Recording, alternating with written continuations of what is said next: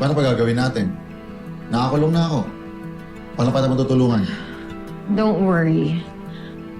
Nakaisip ako ng solusyon. And this time, sisiguraduhin ko na magtatagumpay ang mga binabalak natin. Gagamitin ko si Angel. Si Angel? Di ba nilapasan mo na nga yung batang yun sa sahig? Anong gagawin mo para makuha mo loob ng bata? Tsaka mukhang hindi madaling mauto si Angel. Yes, I know.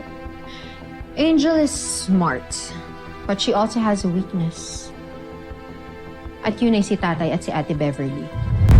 Makokontrol ko si Angel kapag damay ang mga mahal niya sa buhay. At dun kita kailangan, Tyrone. Kailangan kita para magawa yung mga yun. I found a way para makalabas-pasok ka dito sa kulungan without anyone even noticing.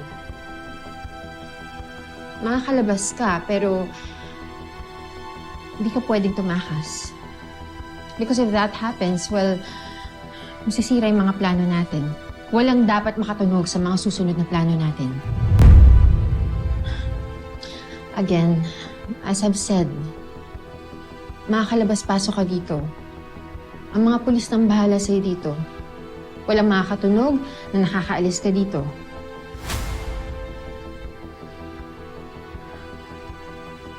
May out-of-town trip si na Ate Beverly. Kasama dun si Tatay at si Charmaine. Oo nga pala, Ikoy. Kami din pala ni Charmaine aalis sa... Niyaya niya kasi ako sa probinsya nila. May aasikasuhin siya, so baka mawala kami ng mga 2 weeks or baka ma-extend. No? Pwede naman. Kaso lang, walang signal dun eh. May hina eh. Baka hindi nyo kami matawagan lagi. Walang problema. Basta importante, mag-enjoy kayo. Gusto niyo ba ipahatid ko kayo? Ay, sir, wag na ho. Ano na lang siguro, pahatid mo kami papuntang pier, tapos magbabarko na lang kami. Sige. Barko. Barko? Sama ako sa inyo. Oo? Oo. Sigurado ka, Tay? Kasi di ba, sabi ng doktor, mas makakatulong sa akin kung mayroon akong malanghap na fresh na hangin, di ba? Oo. Para sa kalusugan ko rin. Ay! Masaya. Sarina, baka ikaw, baka gusto mo sumama na rin sa amin sa probinsya. May aasikasuhin po kasi ako eh. Pero next time sasama ako sa inyo. Oh, akala ko ba babawi ka, Serena? Ba't para kayo mo sumama? Maganda dun sa amin. May mga falls, tapos ang ganda ng dagat.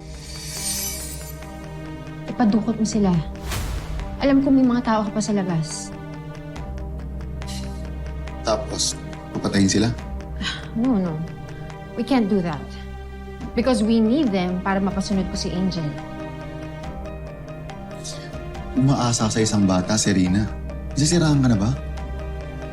Siya ang kailangan natin para makuha si Enrico. Siya yung alas natin.